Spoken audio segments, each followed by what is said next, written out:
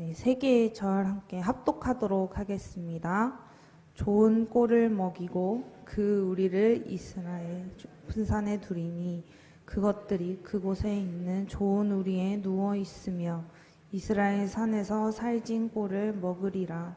내가 친히 내 양의 목자가 되어 그것들을 누워 있게 할지라. 주 여호와의 말씀이니라.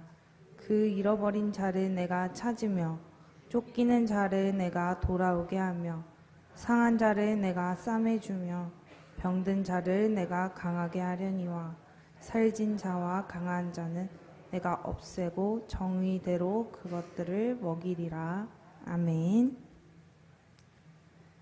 네, 양들을 누워있게 할지라 라는 제목으로 말씀 전하겠습니다. 네. 점심이라 많이 피곤하실 텐데 우리 옆에 보시면서 앞뒤 보시면서 사랑합니다, 축복합니다 인사하겠습니다. 사랑합니다, 축복합니다. 네. 네. 어떤 분들은 오늘 말씀 제목을 보시고 참 우리 전도사님이 유치부실에서도 누워있고 청년부실에서도 누워있고 본당에서도 누워있고 모자실에서도 방송실에서도 그렇게 누워 계시더니 전도사님다운 본문을 선택하셨다 이렇게 생각하실지 모르겠습니다. 네, 참 명신교에서 제가 양은 아니지만 그래도 많은 쉼을 좀 양을 간접 체험하고 네, 그런 귀한 시간이었던 것 같습니다. 이제 제가 얼마나 좀 영적으로 쉼을 잘 누렸는지 좀 정말 많은데요. 한 가지 그래도 예를 들어 드리자면 제가 처음 이제 부임했을 때 하고 지금하고 몸무게가 10kg 차이가 납니다. 플러스일까요? 마이너스일까요? 네, 플러스. 마이너스요? 저 여기 못 써 있습니다. 네.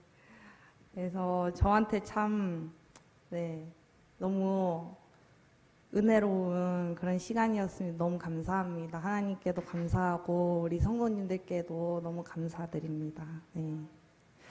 네, 말씀을 전하도록 하겠습니다. 오늘 말씀은 세 부류의 목자를 소개하려고 합니다. 먼저, 첫 번째 목자는 에스겔서 34장 1절에서 6절에 나와 있는 양을 잡아먹는 목자입니다. 34장 1절에서 6절을 함께 교독하도록 하겠습니다. 제가 먼저 읽겠습니다. 여호와의 말씀이 내게 임하여 이르시되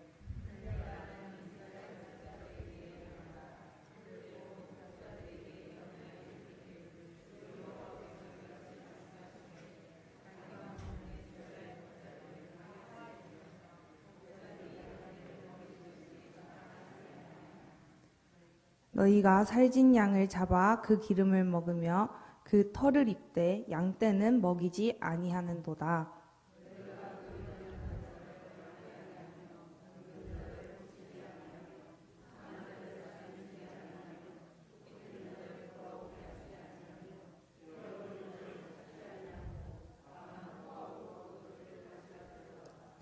목자가 없으므로 그것들이 흩어지고 흩어져서 모든 들짐승의 밥이 되었도다. 양떼가 모든 산과 높은 맷뿌리에마다 유리 되었고 내 양떼가 온 지면에 흩어졌으되 찾고 찾는 자가 없었도다. 아멘. 네. 방금 읽었던 본문에서 이스라엘 목자들은 양떼를 잡아먹는 목자들입니다. 이스라엘 목자들은 이스라엘의 관료들이었습니다. 이스라엘의 고위 직책을 맡은 사람들이었습니다. 그들은 자신의 자리에서 태만했고 또 폭력을 휘둘렀습니다.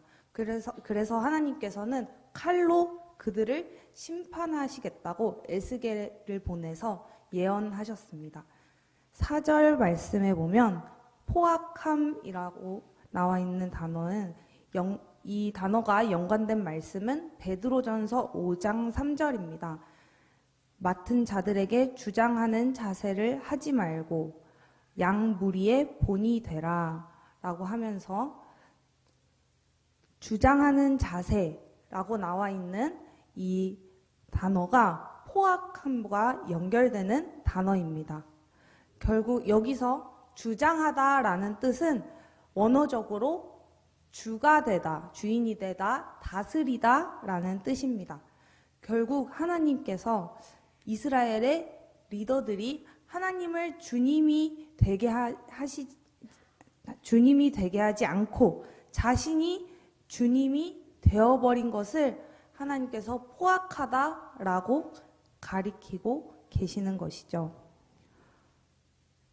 내가 주가 돼서, 내가 주인이 되어서 나의 나라를, 나의 가정을, 나의 일터를, 교회를 이끈다면 나는 나에게 속한 사람들에게 포악한 목자가 되는 것입니다. 그 악이 겉보기에는 얼마나 표시가 나느냐의 차이가 있을 뿐 하나님께서 보시기에는 모두 악한 목자입니다. 이 악한 목자가 하는 행동을 자세히 보면요. 34장 3절에 너희가 살찐 양을 잡아 그 기름을 먹으며 그 털을 입되 양떼는 먹이지 아니하는도다 라고 말씀하고 있습니다. 이 목자는 양의 생명까지 빼앗는 것도 모자라 그 빼앗은 생명을 통해서 자신의 유익을 취합니다. 그리고 양을 착취하는 것이죠. 인간적으로 보았을 땐 사회에서 법의 심판을 받더라도 아주 형량이 무거운 사망에 이르게 하는 폭력, 폭행, 강도와 같은 그런 모습들을 띠고 있습니다. 이스라엘의 고관들이 얼마나 악질스러운 그런 끔찍한 범죄로서 자신들을 풍족하게 입고 먹고 하면서 지내고 있었는지를 이 말씀에서 보여주고 있습니다. 또 4절 말씀은 이렇게 말씀하고 있습니다. 너희가 그 연약한 자를 강하게 아니하며 병든 자를 고치지 아니하며 상한 자를 싸매주지 아니하며 쫓기는 자를 돌아오게 하지 아니하며 잃어버린 자를 찾지 아니하고 다만 포악으로 그것들을 다스렸도다. 이 말씀은 인간적으로 살펴보자면 양심에 따라 좌우되는 행동 같지만 하나님 앞에서는 심판받을 만한 악의 행동을 나열하고 있습니다. 연약한 자를 보고서 그대로 지나가는 것. 어떻게 지나가나요? 더 강하게 하지 않고 그냥 지나가는 것입니다. 그리고 그냥 그대로 살게 내버려두고 또 병든 사람을 치료해주지 않고 계속해서 아픔을 겪게 내버려두는 것. 그리고 쫓기면서 사는 사람을 지켜주지 않고 잃어버린 사람을 찾으러 가지 않는 이것들이 하나님께서 말씀하시는 포악함입니다. 그래서 3절과 4절의 포악은 이 10계명의 6번째 계명인 살인하지 말라에서 살인과 일맥상통하는 의미를 가지고 있습니다. 10계명은 문자 그대로 살인이라는 행위를 저지르지 않는다고 해서 다 지켰다고 볼 수는 없죠.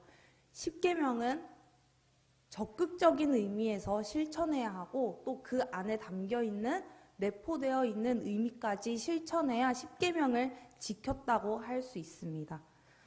이 생명을 해하는 행동을 하지 않았다는 것만으로도 이 계명을 지켰다고 생각하는 것은 아주 초보적이고 문자 그대로에만 만족하는 신앙입니다. 하나님께서 원하시는 것은 이 문자 그대로 지키는 것을 비롯하여서 생명 위태로운 사람을 지켜주는 사람이 되라는 것이고 또 생명을 유지하는 데에 필요한 것을 제공해 주라는 그런 명령입니다. 이스라엘 목자들은 생명이 위태로운 사람을 내버려 두고 심지어는 이스라엘이 생명을 유지하는 데 필요한 의식주는 전혀 생각하지 않은 채 자신의 의식주만 챙기고 있었던 것이죠. 오늘날에 또 적용해 보자면 기업에서 근로자의 노동을 착취하고 의식주를 조건에 걸고 무리한 복종을 요구하는 것, 더 나아가서 자신의 생명을 보호하지 못하고 가정을 보호하지 못하게 하면서까지 일하게 하는 이런 모습 또한 십계명의 의미에서 보면 살인이라고 할 수 있습니다. 하나님께서는 예수님을 믿는 사람들을 왕이고 선지자고 제사장으로 세우셨습니다. 믿으십니까?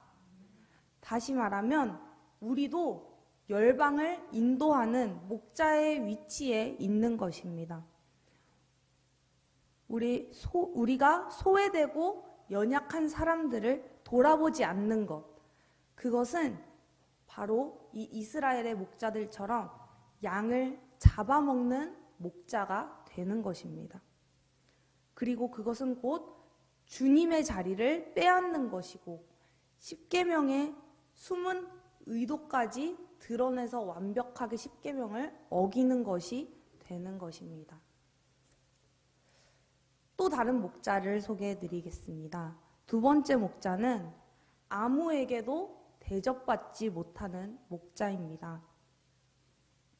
양은 이스라엘에서 매우 중요한 가축이었습니다. 양의 털과 젖으로 돈을 벌 수도 있고 또 양을 팔지 않고 자족하면서 가정에서 직접 필요를 채워 쓸 수 있었습니다. 또 귀한 식량이기도 했습니다. 그리고 무엇보다도 하나님께서 제사에 쓰도록 지정한 동물이었습니다. 이렇게 많은 쓸모가 있기에 율법주의자들에게 안식일에 멀리 걸어가는 것은 허락되지 않았지만 구덩이에 빠진 양을 건지는 것은 허락되었습니다. 하지만 정작 양을 지키는 그 목자는 이 양보다도 못한 취급을 받았습니다. 사람으로서 존엄성이 보장되지 않는 그런 환경에서 일해야 했기 때문에 스스로 중요하고 귀하다고 생각하는 사람은 절대로 목자가 될 수 없었습니다. 예를 들어볼까요? 자기 생명이 위험에 처할 것을 각오하고 물매를 이용해서 맹수와 싸워서 양을 지켜야 했습니다. 그리고 늘 무거운 망토, 예수님께서 목자 그림으로 표현되실 때 색깔 있는 띠 같은 것을 두르시고 둘러있는 모습을 우리가 볼 수 있죠. 그것은 사실 아주 무거운 담요 같은 이불과 같은 외투입니다. 이스라엘은 일교차가 아주 심하기 때문에 낮에는 한여름이고 저녁과 밤에는 가을에서 초겨울 기온까지 떨어집니다. 그렇기 때문에 양을 돌보면서 밖에서 자야 하는 목자가 이 두꺼운 겉옷이 없다면 저체온증에 걸려서 죽을 수도 있었습니다. 그리고 양을 지키기 위해 손에 쥐는 막대기가 있었습니다. 이 막대기는 두 가지가 있습니다. 우리 시편에서 지팡이와 막대기가 나를 안위하시나이다 라고 할 때 그 두 가지 막대기가 있는데요.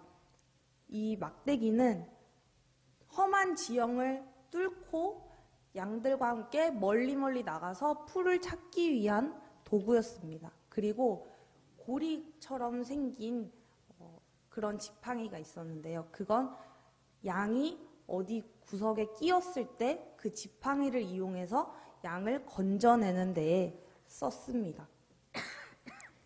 양은 깊은 풀숲에 끼일 수도 있고 바위 틈에 끼일 수도 있습니다. 이렇게 목자의 장비만 살펴보아도 얼마나 목자가 힘들고 존중받지 못하는 사람이었을지가 느껴집니다. 여러분, 제가 지금 성경 인물을 몇 명 말씀드리겠습니다. 야곱, 모세, 다윗, 그리고 아모스. 이들의 공통점은 무엇일 것 같나요? 네, 눈치가 빠르신 분들은 대답을 하셨는데요. 바로 목자였다는 것입니다. 이렇게 생각해보면 이 인물들에 대해서 새로운 관점이 생깁니다. 야곱의 삼촌 라반은 조카 야곱에게 양떼를 돌보는 일을 아주 오랜 세월 시켰습니다. 이건 마치 야곱에게 내가 사람 취급을 받지 못해도 견뎌낼 정도로, 또 목자 일을 하다가 맹수를 만나거나 깊은 구덩이에 빠져 죽게 되더라도 내 딸 라헬을 사랑하느냐라는 엄청난 시험을 준 것입니다. 그리고 모세는 가장 존귀한 자리인 왕자에서 가장 미천한 사람인 목자까지 경험한 이런 엄청난 스펙을 갖고 있는 리더였습니다. 또 다윗 역시 아들보다 양떼를 더 사랑하는 아버지 밑에서 자랐던 것입니다. 아마도 다윗이 나중에 왕이 되어서 자기의 여러 자식들이 문제가 있을 때에 그 문제들을 자녀들을 제대로 훈육하지 못하고 마음을 살펴주지 못한 그런 것이 이런 아버지 밑에서 자란 쓴뿌리로 인한 것일 수도 있습니다. 또 아모스라는 예언자는 예언자 공동체에서 훈련을 받은 사람이 아니라 목자였다가 예언자가 된 사람입니다. 그렇다면 아모스는 사람들 앞에서 얼마나 큰 담대함과 또 하나님 앞에서의 그 용기 있는 순종, 그리고 하나님을 절실하게 의지하는 것이 얼마나 간절히 필요했을지 감히 상상할 수가 없습니다. 또 우리는 대림절만 되면 생각나는 직업이 두 가지가 있습니다. 동방에서 온 별을 연구하며 별로 점을 치기도 하는 천문학자인 동방박사, 그리고 양을 지키는 목자입니다. 정통 유대인이라면 이 이방인과 목자는 같이 식탁에도 앉지 않을 부류의 사람이었습니다. 근데 이러한 사람들이 예수님의 탄생 현장에 가장 먼저 초대를 받았습니다. 앞에서 먼저 살펴보았던 에스겔서의 목자들과는 다르게 하나님께서는 약한 자를 존귀하게 하시고 또 소외당하는 자를 따뜻하게 대해주시는 분임을 이 목자들을 돌보시는 하나님을 통해서도 알 수 있습니다. 하나님께서는 친히 목자의 모범이 되어주시고 또 십계명의 실천을 그분의 섭리와 구원 역사를 통해서까지 보여주셨습니다. 그리고 이제 세 번째 마지막 목자를 소개하겠습니다. 마지막 목자는 우리의 유일무이한 목자이신 예수 그리스도이십니다. 우리가 아무리 예수님께서 임명하신 목자의 역할을 받았다고 하지만 예수님을 대신할 수 있는 사람은 그 아무도 없습니다. 목자이신 예수님의 특징을 보면 오늘 본문인 에스겔서를 살펴볼 수 있습니다. 오늘 본문이 포함된 34장 12절에서 16절을 함께 교독해 보도록 하겠습니다. 에스겔서 34장 12절에서 16절 함께 교독하겠습니다. 제가 먼저 읽겠습니다. 목자가 양 가운데에 있는 날에 양이 흩어졌으면 그때를 찾는 것 같이 내가 내 양을 찾아서 흐리고 캄캄한 날에 그 흩어진 모든 곳에서 그것들을 건져낼지라.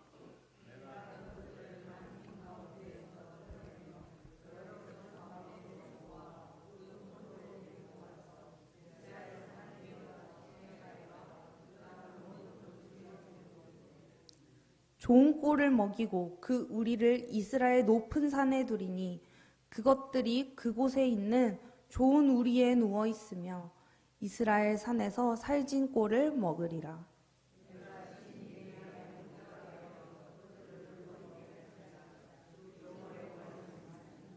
같이 읽겠습니다. 그 잃어버린 자를 내가 찾으며 쫓기는 자를 내가 돌아오게 하며 상한 자를 내가 싸매주며 병든 자를 내가 강하게 하려니와 살찐 자와 강한 자는 내가 없애고 정의대로 그것들을 먹이며. 아멘. 이 말씀에서 목자이신 예수님의 특징을 살펴보겠습니다. 첫 번째, 예수님께서는 아무리 작은 자라도 소중히 여기시는 목자이십니다.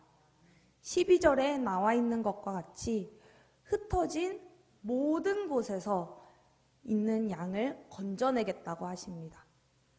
다윗은 바로 이러한 하나님을 믿었기에 그가 사망의 좁고 음침한 골짜기에 끼어서 오도 가도 못하는 양과 같은 상황이 될지라도 그곳에 하나님께서 찾아오시고 구원해 주실 하나님을 시편 23편에서 고백했습니다.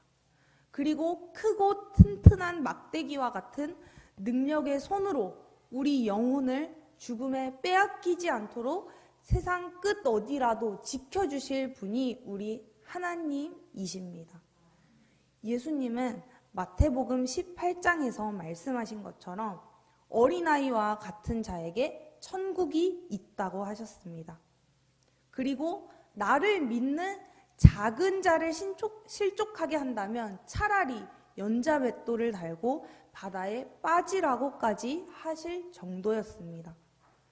이 어린아이처럼이라는 구절을 여러 의미로 해석할 수 있겠지만 그와 같이 어린 자 혹은 힘이 부족하거나 또 연고가 없거나 또 돈을 벌지 못해서 모든 필요를 채우시는 예수님만을 의지할 수밖에 없는 그런 연약한 자, 그리고 너무 연약해서 계속해서 시선이 가고 돌봐줄 수밖에 없는, 또 누군가에게는 계속 미움을 받게 되는 그런 자를 예수님께서 강력하게 보호하시겠다는 말씀입니다.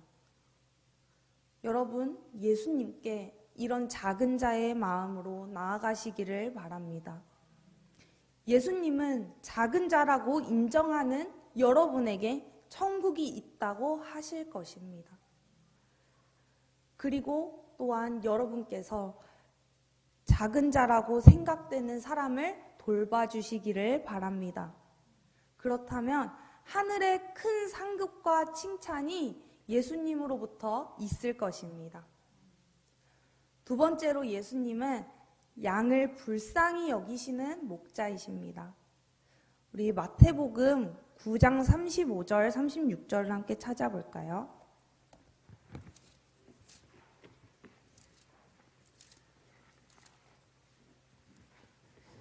마태복음 9장 35, 36절입니다.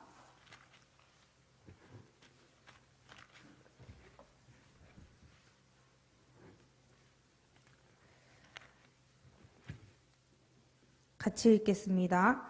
예수께서 모든 도시와 마을에 두루 다니사 그들의 회당에서 가르치시며 천국 복음을 전파하시며 모든 병과 모든 약한 것을 고치시니라. 무리를 보시고 불쌍히 여기시니 이는 그들이 목자 없는 양과 같이 고생하며 기진함이라. 아멘. 예수님은 목자의 역할을 완벽하게 하십니다. 예수님은 그의 양들의 모든 병과 모든 약한 것을 고치십니다. 그리고 불쌍히 여기셔서 그들이 목자 없는 양처럼 고생하고 지쳐 있어서 이들을 돌볼 일꾼이 필요하다고 말씀하십니다. 예수님께서 이렇게 불쌍히 여기시는 마음이라는 이 마음은 헬라어의 의미로 내장이 끊어질 정도로 아파하다라는 뜻입니다. 고대 이스라엘은 마음이 심장에 아니라 배에 내장이 있다고 믿었습니다. 예수님이 우리 약하고 지쳐있는 모습을 보시고 그와 같이 심하고 격하게 아파하십니다. 사실 저는 이 부분을 학교에서 배우면서 교수님께 수업 끝나고 이런 질문을 드렸습니다. 교수님, 제가 이 단어의 뜻을 예전에도 들은 적이 있습니다. 그런데 그때 이런 생각을 했습니다. 예수님께서 내장이 끊어질 정도로 아파하시면 불쌍히 여겨달라고 기도를 하면 안 되는 것 아닙니까? 하고 말입니다. 그랬더니 이런 답변을 받았습니다. 첫 번째, 이것은 비유적인 표현이다. 실제로 내장이 끊어지는 것이 아니라 마음이 찢어진다는 표현과 같다고 이해하면 된다. 두 번째, 부모님께 자녀로서 나의 아픈 부분을 말하지 않는다면 내가 아픈 것을 보면서 느끼는 그 부모의 마음과 또 마음의 고통을 말하지 않았을 때에 느끼는 그 부모의 고통은 후자가 훨씬 더 크다는 것이죠. 예수님은 아무리 마음이 아프셔도 우리를 살펴보길 원하시고 우리를 싸매주시고 보듬어 주시기를 원하십니다. 우리의 이야기를 듣기를 원하십니다. 여러분, 예수님의 마음이 느껴지십니까? 우리를 늘 고쳐주시고 새롭게 해주셔서 또 죄 때문에 계속해서 영혼의 상처를 입고 또 연약해지는 우리를 보시면서 예수님은 또 새롭게 아파하시고 또 다시 싸매주시기를 기다리고 계십니다. 나의 이전의 죄, 또 이후의 죄, 이전의 아픔들, 이후에 있을 모든 아픔까지도 다 해결해 주셨고 또한 해결해 주고 싶어 하시는 예수님을 기억하시기를 바랍니다. 세 번째로 예수님은 양의 믿음과 수고를 알아주십니다. 마태복음 25장 31절 32절에는 이런 말씀이 있습니다. 인자가 자기 영광으로 모든 천사와 함께 올 때에 자기 영광의 보좌에 앉으리니 모든 민족을 그 앞에 모으고 각각 구분하기를 목자가 양과 염소를 구분하는 것 같이 하여. 오늘 말씀에서 하나님께서 양들을 모든 흩어진 곳에서 모으신다고 하셨습니다. 마태복음에서는 더 나아가 예수님께서 재림 때에 모든 민족을 모으신다고 하십니다. 양뿐만 아니라 양이 아닌 모든 민족까지 모으시는 것입니다. 그리고 뒤에 이어지는 말씀에서는 예수님께서 양들에게 하나님 나라를 상속받게 하십니다. 여러분, 예수님 오시기 전까지 이 땅에서 지내는 날들의 모든 고통들을 예수님께서 알고 계시고 기억하고 계시고 우리보다 더욱 고통스러워 하신다는 사실을 믿으시기를 바랍니다. 그런 예수님께서는 에스겔 말씀처럼 양인 우리에게 좋은 꼴을 먹이길 원하시고 험하지 않고 고른 땅에 다니게 하시며 또 좋은 우리, 튼튼하고 안전한 우리에 누워있게 하길 원하십니다. 여러분, 양이 언제 누워있는지 아십니까? 양은 먼저 잘 때 누워있습니다. 그리고 다른 하나는 안전하다고 느낄 때 누워있습니다.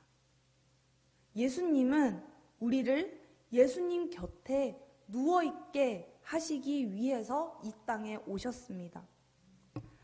예수님께서는 우리를 완벽한 안전으로 이끄시고 그 가운데서 쉼을 허락하시는 분이십니다. 예수님을 믿는 사람들에게 이미 그 안식을 허락하셨습니다. 우리는 예수님 안에서만 평안할 수 있습니다. 예수님이 없는 평안은 마치 우리 안에 있지 않으면서 우리 밖에 있으면서 우리 안에 있다고 착각하며 위험에 노출되어 있는, 맹수에 노출되어 있는 그런 어리석은 양과 같은 거짓 평안입니다. 예수님께서는 이 땅에서도 예배를 통해, 기도를 통해, 섬김을 통해, 그리고 교제를 통해 안식을 맛보게 하십니다. 또 그뿐만 아니라 재림 때에 안식을 완성해 주십니다. 그때 우리는 예수님께서 양들에게 주시는 하나님 나라를 영원히 누리는 영원한 안식을 얻을 수 있습니다. 마지막으로 예수님께서는 양을 위해 고난당하는 목자이십니다. 예수님께서는 쉼이 없고 불편하고 험한 목자의 길, 그 고난의 길을 자처하십니다. 그리고 끝내는 양들을 위해 목숨을 내주십니다. 예수님은 우리는 늘 누워있게 하기 위하여 자신은 고난과 죽음을 선택하셨습니다. 마지막으로 요한복음 10장을 찾아보겠습니다. 요한복음 10장 11절입니다.